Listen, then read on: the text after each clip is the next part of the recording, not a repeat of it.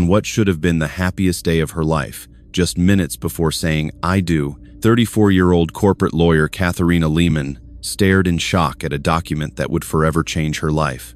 The registrar had just quietly said to her, "Ms. Lehman, we need to talk.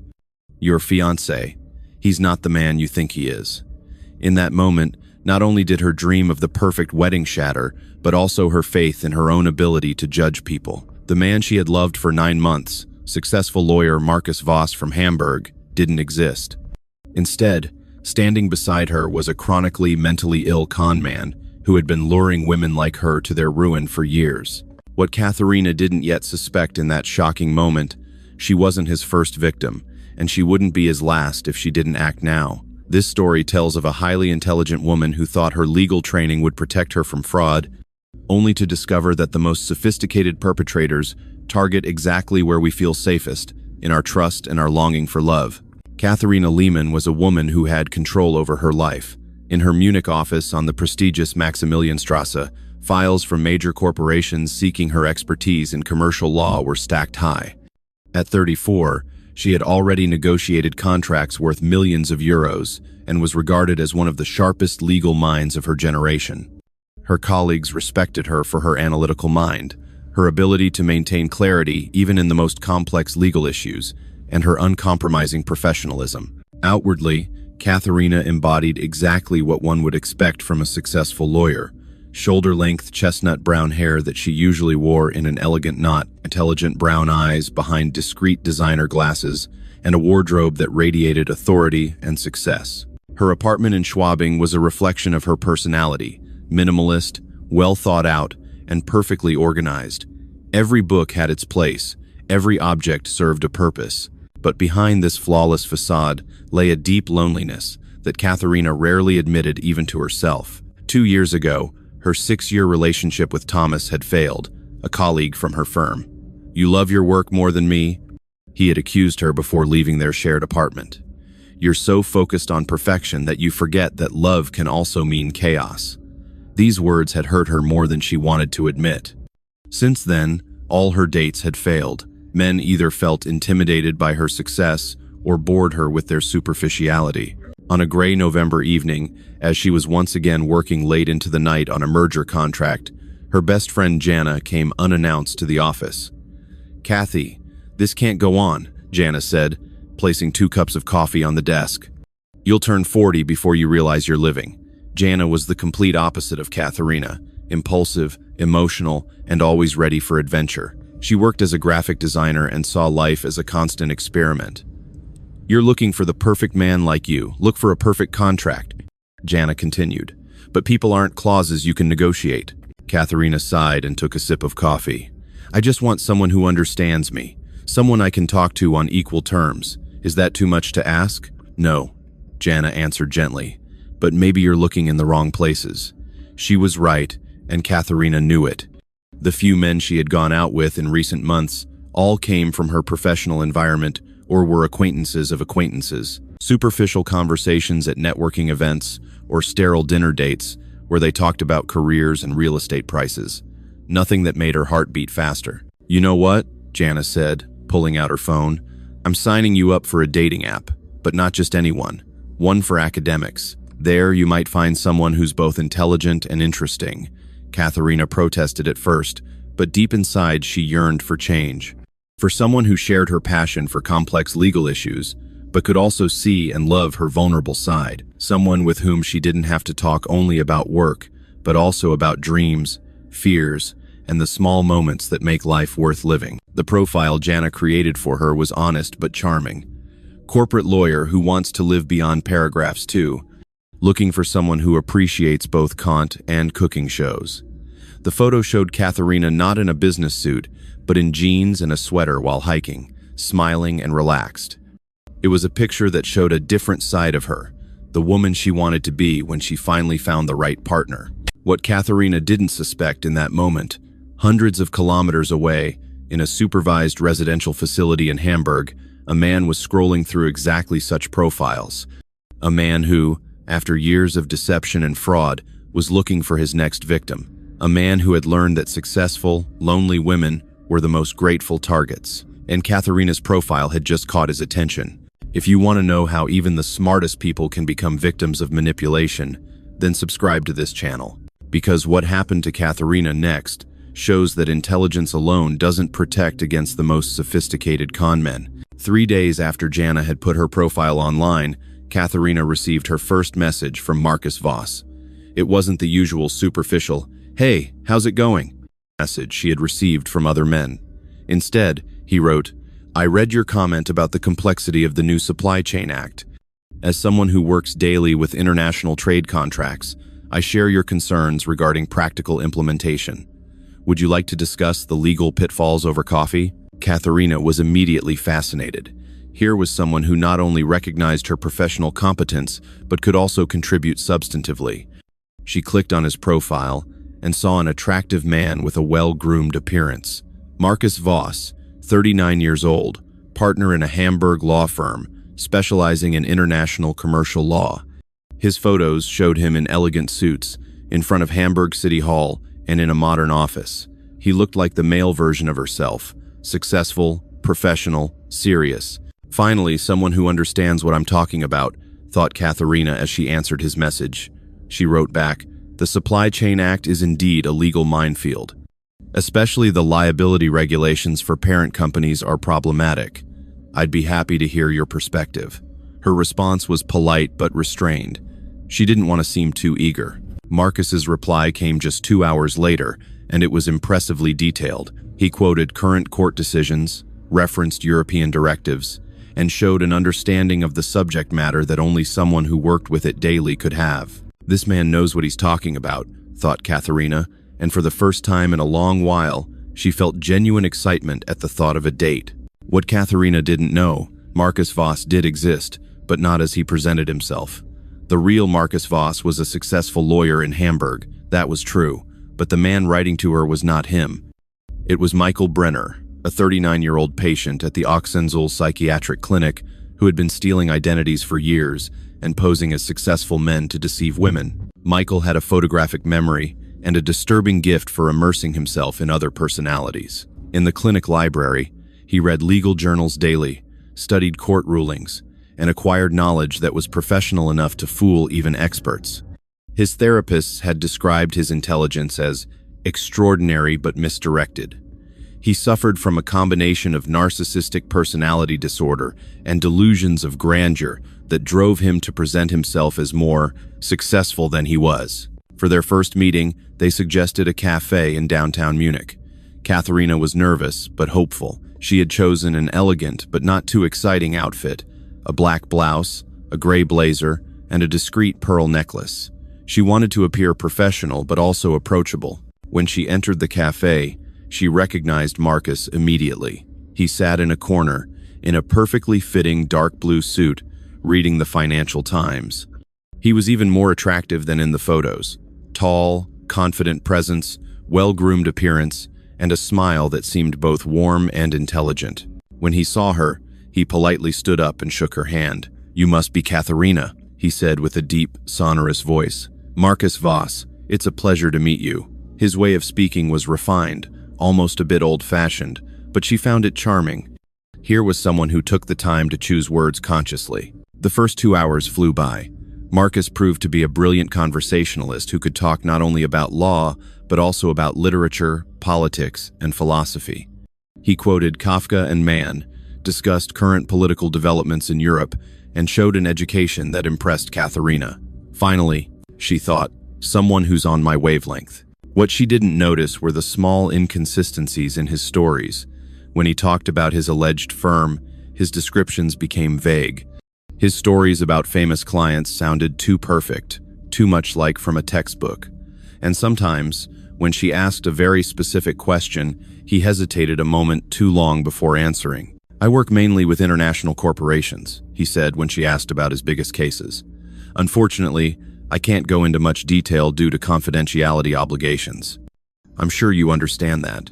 Katharina nodded understandingly. As a lawyer, she knew the limits of professional discretion all too well. After coffee, Marcus suggested a walk through Munich's old town. In beautiful autumn weather, they strolled through the cobblestone alleys, and Katharina felt a lightness she hadn't experienced in a long time. Marcus was attentive, asked thoughtful questions about her life and dreams, and listened when she answered. He seemed genuinely interested in what she had to say. "You know, Katharina," he said as they stood in front of the Victualian marked, "it's rare to meet someone with whom you feel connected on so many levels. Professionally, intellectually, but also humanly." He looked directly into her eyes, and she felt a flutter in her stomach that she hadn't felt in years. At the end of the evening, he kissed her gently on the cheek. "I'd like to see you again," he said. "Perhaps you could visit me in Hamburg soon. I'd love to show you my city." Katharina smiled and nodded. "I'd like that," she replied, and she meant it. As she drove home, she was euphoric. Jana was right, she thought. You find love when you least expect it. She called her friend before she even reached her apartment. "So, how was it?" Jana asked excitedly. "He's perfect," Katharina replied. "Intelligent, charming, successful, and he really understands me." She raved for half an hour about the date, told about their conversations and how natural everything had felt. Jana was happy for her friend, but something nagged at her. "He sounds almost too perfect," she said cautiously. "Are you sure he's real?" "Jana, he's a lawyer like me. We talked about cases that only someone from the industry could know. He's definitely real," Katharina replied, a bit irritated. She didn't want her new hope to be clouded by Jana's skepticism. What both women couldn't know. At that moment, Michael Brenner was sitting in his room in the supervised residential facility, taking notes about everything Katharina had told him. Her age, her profession, her preferences, her fears. Everything he needed to lure her even deeper into his web in the coming weeks. In the following weeks, an intense long-distance relationship developed between Katharina and Marcus. They talked on the phone for hours every evening, exchanged messages daily, and Marcus proved to be the attentive, understanding partner she had always longed for. He remembered every detail of their conversations, asked about important appointments in her firm, and sent her thoughtful articles about legal developments that might interest her. "How was your presentation at the Munich Bar Association?" he asked on a Thursday evening on the phone. Katharina was touched that he remembered. She had only mentioned once in passing that she would be giving a presentation on compliance guidelines. "It went well," she replied. "Although I have to admit I was nervous. It's strange. In court, I'm absolutely calm, but speaking in front of colleagues always makes me nervous." "That's completely understandable," Marcus said with his calming voice. "With colleagues, it's about professional recognition. That's much more personal than a legal argument in court." Such insights showed her that he really understood her, not just professionally, but emotionally too. Marcus sent her flowers on a day when she had completed a particularly stressful case. The card read, "For the most brilliant lawyer I know, you deserve all the recognition in the world. M." They were white roses, her favorite flowers, which she had mentioned to him once in passing. What Katharina didn't know, Michael Brenner kept a detailed diary about every woman he wrote to. He noted their preferences, their weaknesses, their fears, and their dreams. His therapist had described these records as forensic studies of his victims. He studied women like a scientist studies laboratory rats, with cool calculation and without genuine emotional connection. After 6 weeks of intensive communication, Marcus invited Katharina to Hamburg. "I want to show you my world," he wrote in a long email. "The firm, my favorite places in the city, the restaurant where I always go when I have something to celebrate, and I think our connection is definitely reason to celebrate." Katharina was excited and nervous at the same time. A weekend in Hamburg would take their relationship to a new level. She booked a flight for the following weekend and informed her secretary that she would come to the office later on Monday. "Be careful," Jana warned when Katharina told her about her plans. "You don't really know him yet. What if he's not who he pretends to be?" "Jana, we've been talking daily for 6 weeks. I know his thoughts, his values, his dreams. Sometimes you know someone better through intensive conversations than through superficial physical contact," Katharina replied. But deep inside, a small doubt nagged at her. On Friday evening, Katharina landed in Hamburg. Marcus picked her up from the airport, and the first moment of reunion was magical. This time he kissed her properly, gently but passionately, and she felt a chemistry that swept away all her doubts. "Welcome to my city," he said, and led her to an elegant black BMW. "I've booked us a beautiful hotel by the harbor. Separate rooms, of course. I don't want you to think I have improper intentions." The hotel was indeed luxurious, with a view of the Elbe. Their rooms were next to each other, and Marcus had paid for both rooms, although Katharina had offered to pay for hers herself. "A lady should never have to pay for her hotel room when she's a guest in my city," he had gallantly declined. On Saturday morning, Marcus showed her Hamburg. They walked through the Speicherstadt, visited the Elbphilharmonie, and strolled through the fish market. Marcus knew his way around like a local, told stories about the city's history, and showed her hidden places that only locals knew.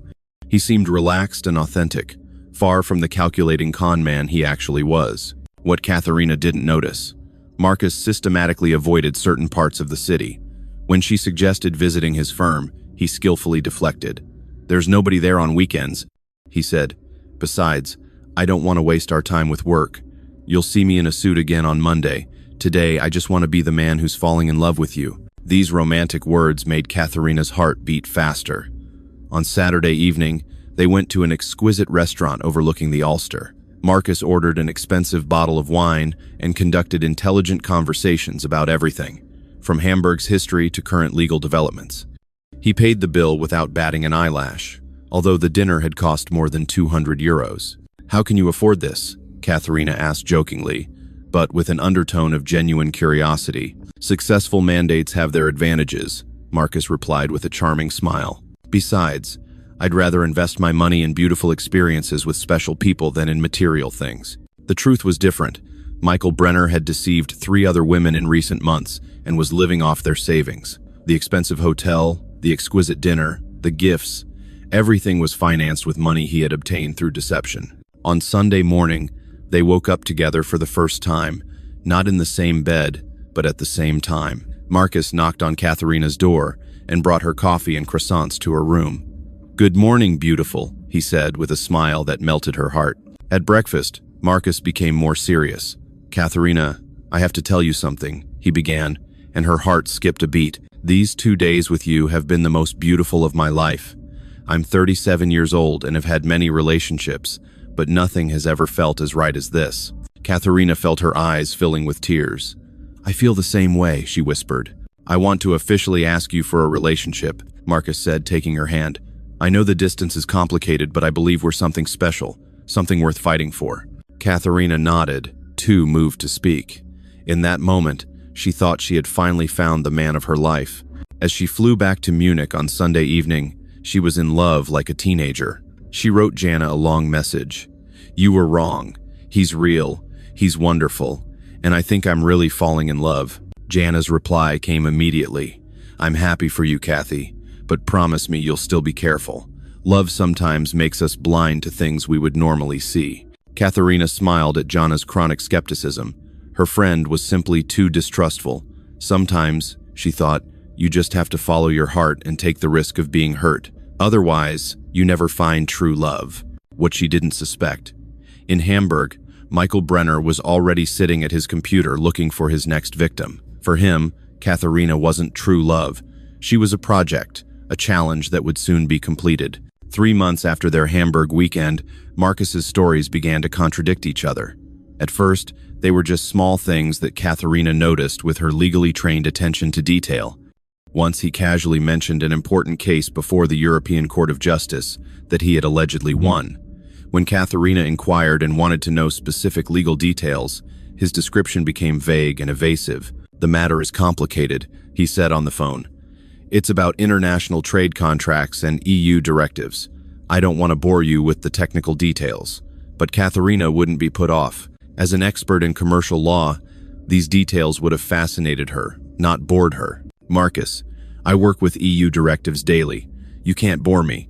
On the contrary, I'd like to understand what legal strategies you used," she insisted. There was a long pause on the other end of the line.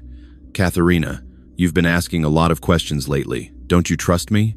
Marcus finally replied with an undertone of annoyance. This reaction surprised her. The charming, open man she had met suddenly became defensive and closed off when she questioned professional details. As a lawyer, she was used to asking questions and getting answers. That her own partner evaded when she showed interest in his work troubled her. Another incident occurred when Katharina suggested meeting him at a lawyers' conference in Frankfurt that Hamburg firms would also attend. That would be perfect, she had said. That way I could also meet some of your colleagues. Marcus reacted with panic, even though he tried to hide it. The conference was canceled, he lied. Besides, it would have just been boring networking conversations anyway. We'd rather see each other privately, just the two of us.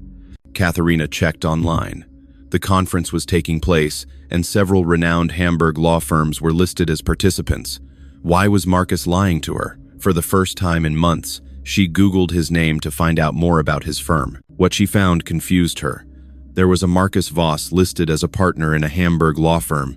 His qualifications and background matched what Marcus had told her. But the photo on the firm's website showed a different man, older, with glasses, and a completely different facial structure. That must be an old colleague with the same name, Katharina initially thought and pushed her doubts aside, but the doubt gnawed at her. When she told Jana about her concerns, her friend immediately became alert. Kathy, this doesn't sound good. A man who evades professional questions, distorts the truth about conferences, and whose online presence doesn't match. Those are red flags. But we talk every day, Katharina defended him. I know his voice, his thoughts, his personality. You can't fake a complete identity for months. Can't you? Jana asked skeptically. Kathy, you're a lawyer. You know what people are capable of when they want something. To dispel her doubts, Katharina decided to pay Marcus a surprise visit in Hamburg. She took a free Friday and spontaneously booked a flight without telling him. If everything is fine, she thought, he'll be happy about the surprise. If not, then I need to know the truth. On Friday afternoon, she stood in front of the office building where, according to her online research, Marcus's firm should be located. It was an imposing building in the heart of Hamburg, exactly as he had described it. But when she asked at reception for Marcus Voss, she got a shocking answer. Mr. Voss is in an important meeting today and cannot be disturbed, the receptionist said politely. Do you have an appointment? I'm his fiancée, Katharina replied spontaneously, although they weren't engaged. She just wanted to make sure she was talking about the right man. The receptionist looked at her confused. Mr. Voss has been married for 15 years. His wife was just here yesterday. Katharina's world began to shake. Could you perhaps show me a photo of Mr. Voss? Just to make sure we're talking about the same person? The receptionist hesitated, but Katharina's desperate look moved her to open an internal staff directory. The photo she saw was the same as on the website, a man who looked nothing like Marcus. That's not the man I know, Katharina whispered with a trembling voice. The receptionist became attentive. Did you represent yourself as Mr. Voss's fiancée without knowing him? That's a very serious matter. Should I call security? Katharina shook her head and hastily left the building. On the street, her hands were shaking as she pulled out her phone and dialed the number she had known for months as Marcus's number. Hello, darling, the familiar voice answered. How nice to hear from you. I'm sitting in a boring meeting right now. Where are you right now? Katharina asked in a voice she didn't recognize as her own. In my firm, of course. Why do you ask? I'm standing in front of your firm, Katharina said quietly. And you're not here. The silence on the other end of the line was deafening. Then she heard a click. He had hung up. Katharina stood in the middle of a busy Hamburg street and cried. Passers-by looked at her with pity, but no one spoke to her. She felt like a complete idiot. For months, she had thrown her intelligence, her ability to judge people, her professional expertise overboard for a man who didn't exist. She called Jana but initially couldn't speak, only cry. Kathy, what happened? Where are you? You were right, Katharina finally managed to say. He's not real. I don't even know who he is. Jana, I've been so stupid. Where are you now? Jana asked with a worried voice. In Hamburg, in front of a law firm where a Marcus Voss works, but who's not the Marcus I love, or loved, or thought I loved. She laughed bitterly through her tears. Kathy, listen to me. You're coming home right now, and then we'll find out who this man really is. Back in Munich, Katharina couldn't sleep, eat, or work. The deception affected her so deeply because it hadn't just affected her feelings but also shattered her self-image as an intelligent, analytical woman. How could I have been so blind? She asked herself over and over. Jana took a week off work to help her friend. Together, they began investigating the man Katharina had thought was Marcus Voss. They collected all emails, screenshots of dating app conversations, and phone numbers. Let's proceed methodically, Jana said. You're a lawyer. Treat this like a case. What evidence do we have? Katharina took a deep breath and switched into her professional mode. We have a phone number, several email addresses, and photos he sent me. We also know he poses as Marcus Voss from Hamburg but isn't the real Marcus Voss. They started with a reverse image search of the photos. The result was shocking. The images came from a stock photo model and were found on various dating websites and social media profiles. He didn't even use his own photos. Katharina murmured in disbelief. The phone number led them to a prepaid provider. No way to find out the real name of the user. But Jana had an idea. What about the specific legal knowledge he had? That was too detailed to be invented. Katharina thought, "You're right. He knew things you can't just Google. Current court decisions, internal discussions in the legal world. That suggests he's either a lawyer himself or has access to legal resources." They decided to try a different tactic. Katharina created a fake dating profile and searched for similar profiles in the Hamburg region. If Marcus was deceiving other women, he would possibly use a similar pattern. After 3 days, they actually found a suspicious profile. Alexander Koenig, lawyer from Bremen, 38 years old, looking for educated woman for serious relationship.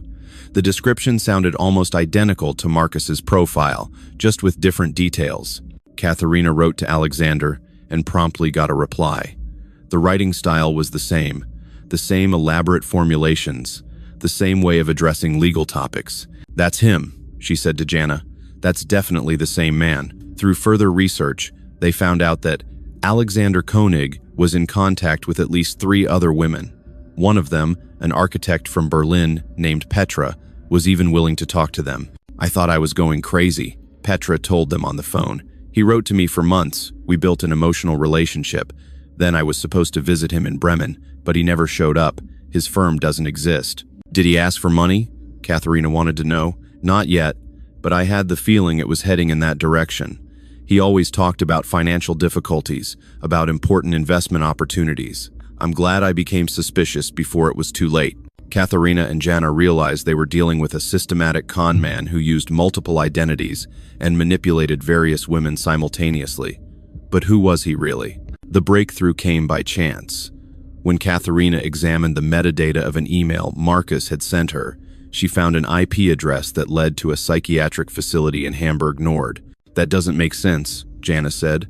"Why would he send emails from a psychiatric hospital?" Katharina researched the clinic and found out that it also operated supervised residential facilities for patients with mental illnesses. Maybe he works there, she initially thought. But then another disturbing thought came to her. Or he's a patient there. She decided to call the clinic. As a lawyer, she introduced herself as a representative of a damaged party and asked about a patient who might be committing online fraud. "Can you name the patient's name?" the administration asked. "That's the problem. We only know his false identities. Marcus Voss, Alexander Koenig." "Wait," the voice on the other end interrupted. "Did you say Marcus Voss? We recently had a similar inquiry. Can you come by tomorrow? We should discuss this in person." Katharina's heart raced. She was closer to the truth than she had thought, but at the same time, she feared what she would learn. Who was the man she had fallen in love with, and what had she gotten herself into? The next morning, Katharina and Jana drove to Hamburg. The Ochsenzoll Psychiatric Clinic was a sprawling complex on the outskirts of the city, surrounded by green parks. When they entered the administration building, Katharina felt a mixture of fear and relief. Finally, she would learn the truth. Dr. Sandra Hoffman, the head of administration, received them in a spartanly furnished office. She was a woman around 50, with graying hair and a worried expression. "Ms. Lehman, before we talk, I must warn you. What you're about to learn will be shocking." Dr. Hoffman began. "The man you know as Marcus Voss is actually named Michael Brenner. He has been our patient for 7 years." Katharina felt the ground being pulled out from under her feet. "Patient? What? What's wrong with him?" "Mr. Brenner suffers from a complex combination of narcissistic personality disorder, delusions of grandeur, and dissociative disorders. He has the disturbing ability to completely immerse himself in other identities and maintain them for months." Dr. Hoffman opened a thick file.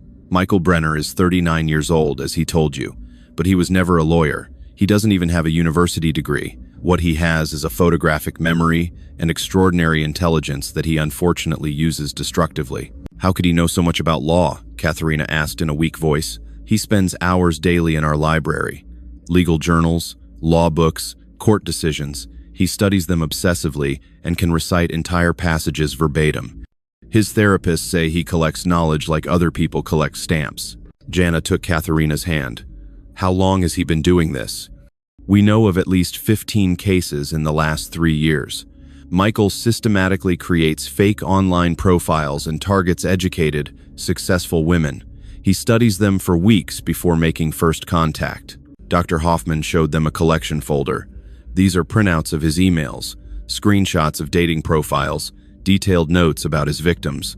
He keeps them like a scientific study. Katharina saw her own name on one of the sheets. Below were bullet points.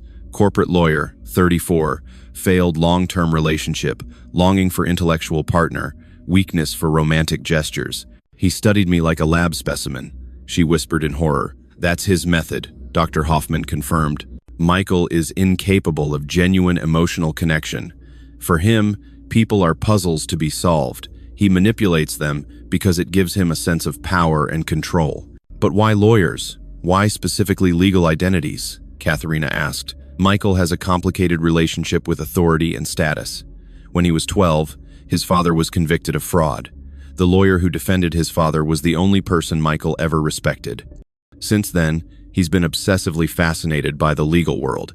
Dr. Hoffman leafed through the file. His illness began in adolescence. At first, they were just small lies. Then he invented complete life stories. By 20, he was so deep in his fantasies that he could no longer distinguish reality from his inventions. Is he dangerous? Jana asked. Not physically. Michael isn't violent, but psychologically, he's extremely manipulative. The dangerous thing about him is that he believes his own lies while he's telling them. When he spoke to you, he was Marcus Voss. That's what makes him so convincing. Katharina began to understand. That's why he could seem so authentic. He wasn't acting, he really believed he was Marcus. Exactly. And that's what makes him so dangerous for people like you. Intelligent, analytical people think they can recognize lies. But Michael doesn't consciously lie. He lives his fantasies. Dr. Hoffman became even more serious. Ms. Lehman, I have to tell you something else. Michael disappeared from our supervised residential facility 3 days ago. We don't know where he is. Katharina froze. Disappeared? What does that mean? He had permission to go out and didn't return. That sometimes happens with patients like him. They create a new identity and disappear into it. Could he become dangerous for Katharina? Jana asked in alarm. Dr. Hoffman hesitated. Michael has never been violent, but he has a tendency towards stalking behavior when his fantasies are threatened. We've informed the police, but they can't do much as long as he hasn't committed a crime. No crime? Katharina exclaimed. He deceived me for months. Emotional deception isn't, unfortunately, a criminal offense, as long as no financial damage has occurred. Did he ask you for money? Katharina thought. No, actually not. He always paid when we were together. But what? We were supposed to get married next month. He encouraged me to cancel my lease and move to Hamburg. I've already given notice. Dr. Hoffman and Jana exchanged alarming glances.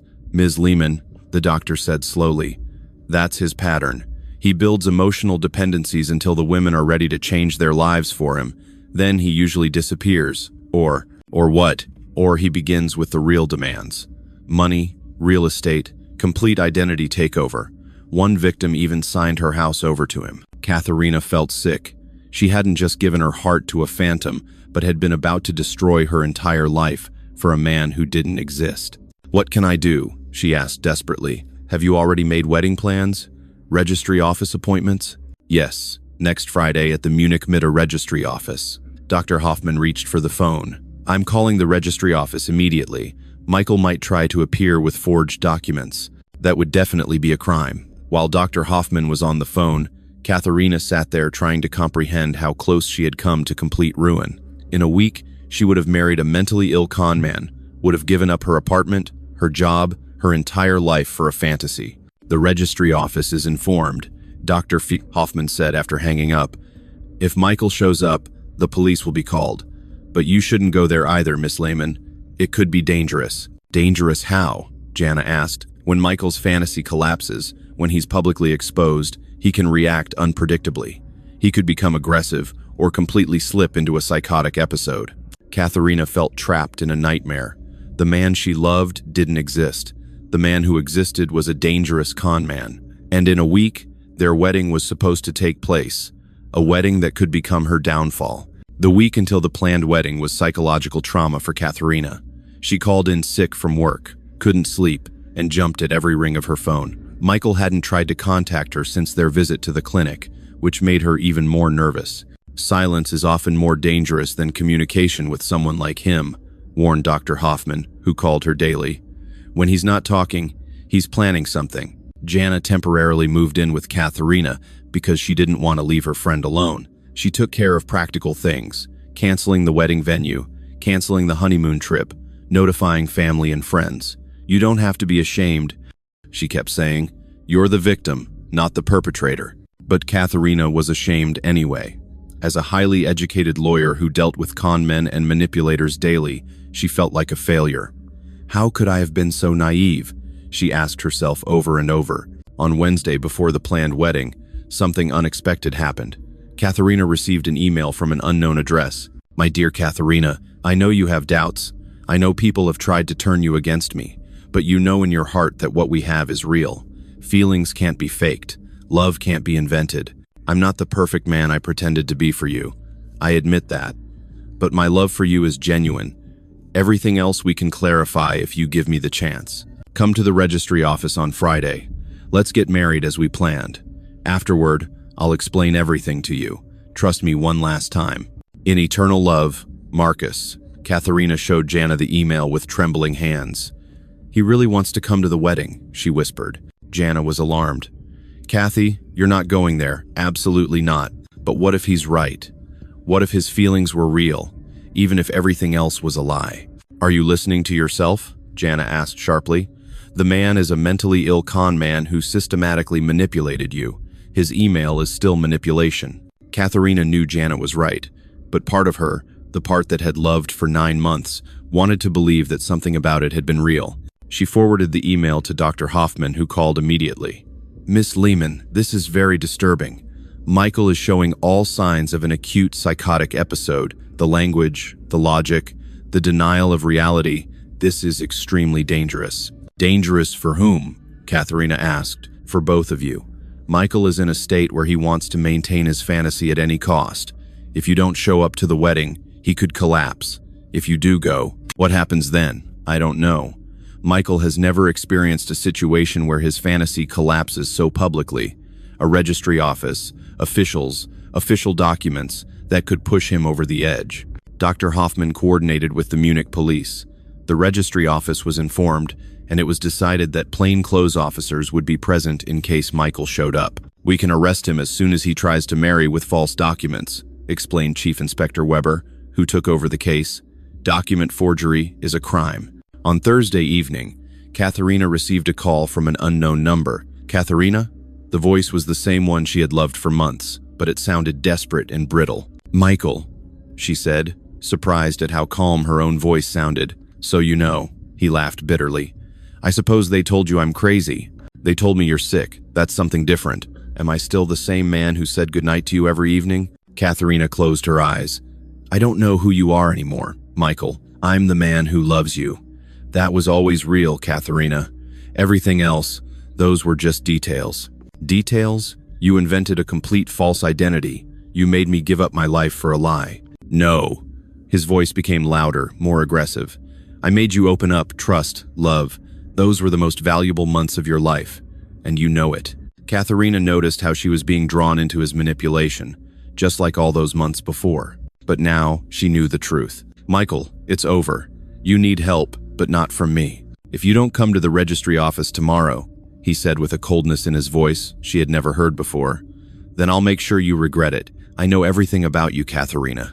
Where you live, where you work, who your friends are." Then he hung up. Katharina immediately called the police.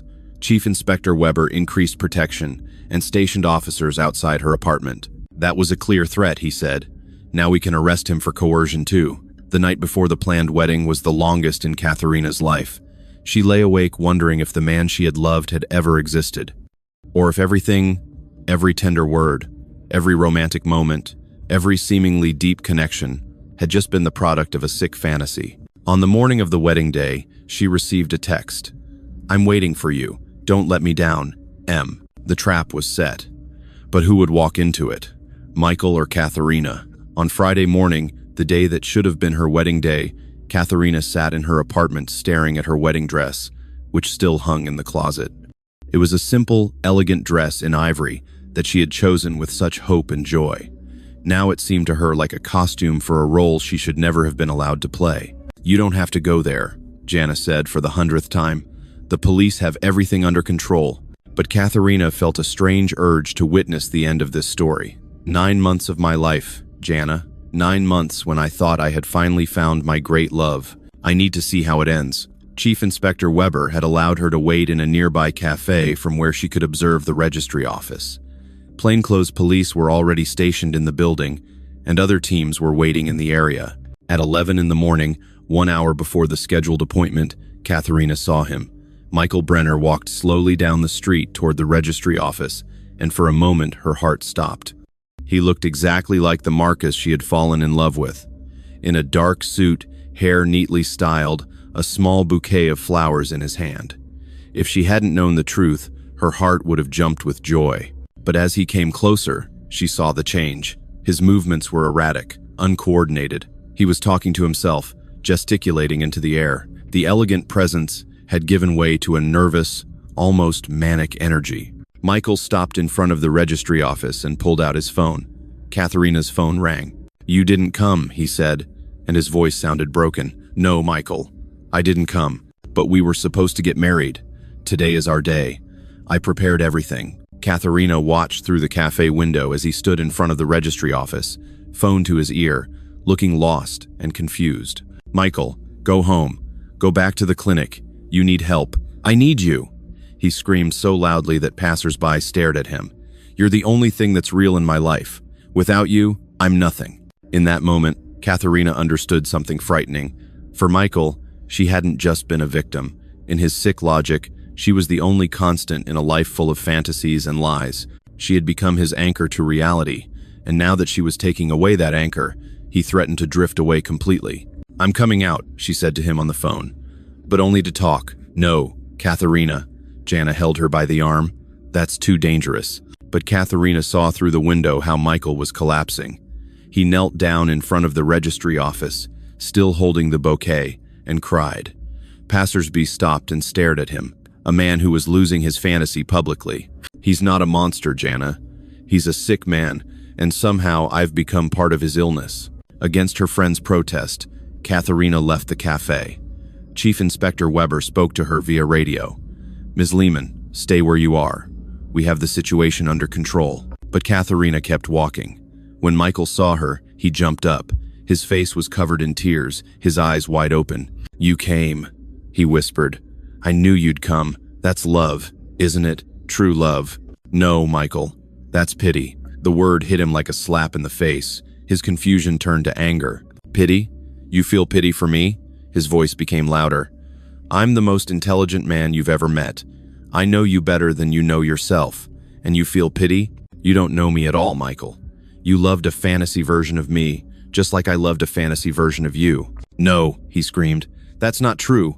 I know everything about you. You're 43 years old. 34. You studied law in Munich. In Berlin. Your favorite book is The Magic Mountain. I hate Thomas Mann." With each correction, Michael became more panicked. The woman he thought he knew existed as little as the man he had pretended to be.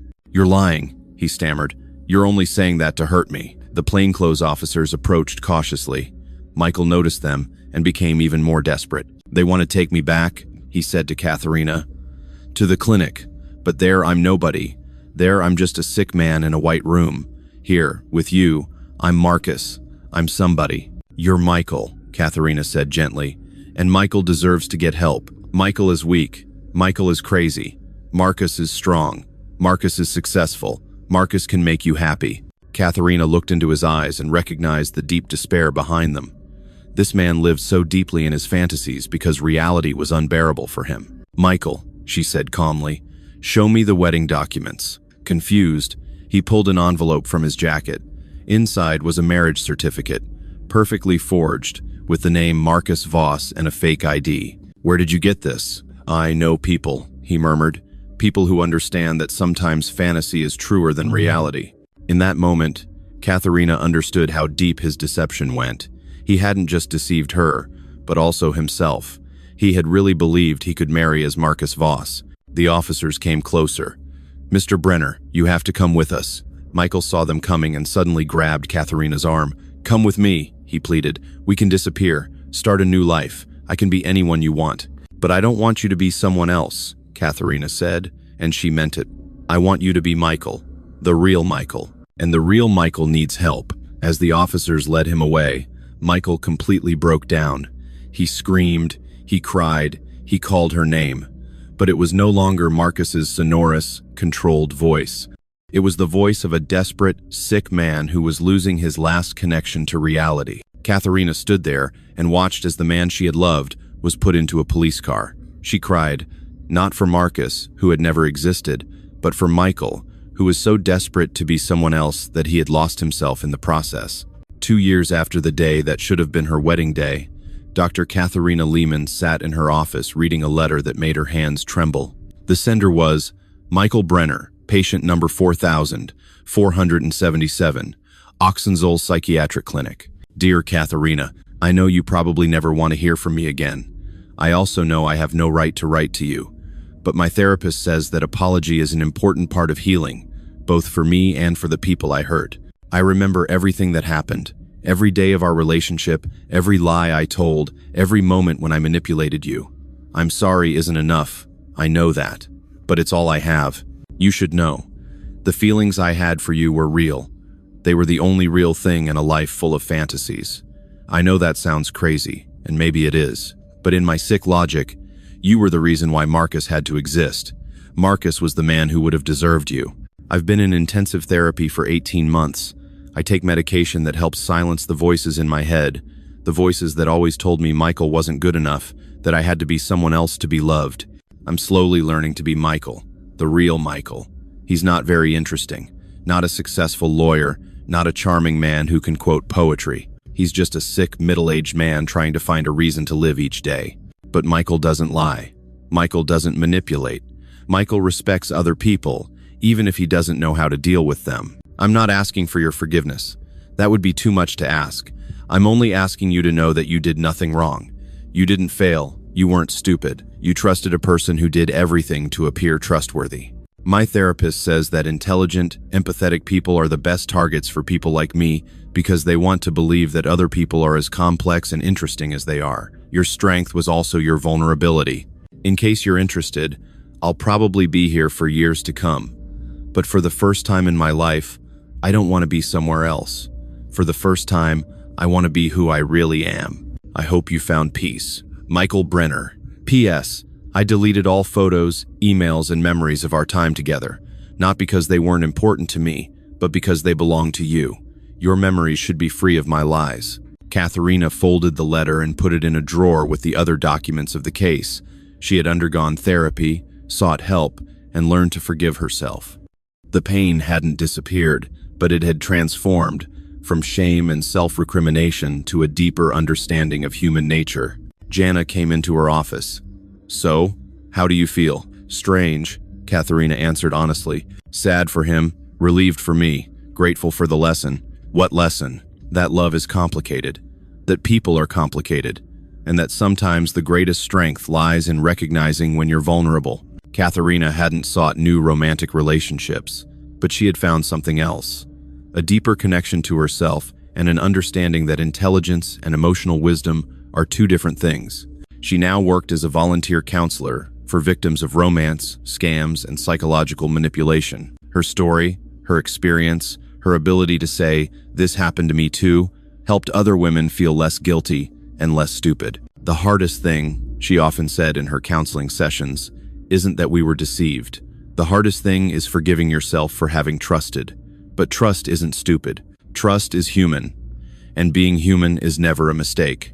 On her 36th birthday, exactly 3 years after her first message from Marcus Voss, Katharina received another letter, this time from Dr. Hoffman at the clinic. Dear Ms. Lehman, I thought you'd like to know. Michael Brenner was discharged to a supervised residential community last week. His therapy was successful. He now works in the Hamburg City Library, as himself, under his real name. He asked me to tell you that he's grateful every day that you helped him understand who he really is, not by loving him, but by ultimately rejecting him. Sometimes, he said, the greatest thing you can give a person is the refusal of their lies. He's still a sick man.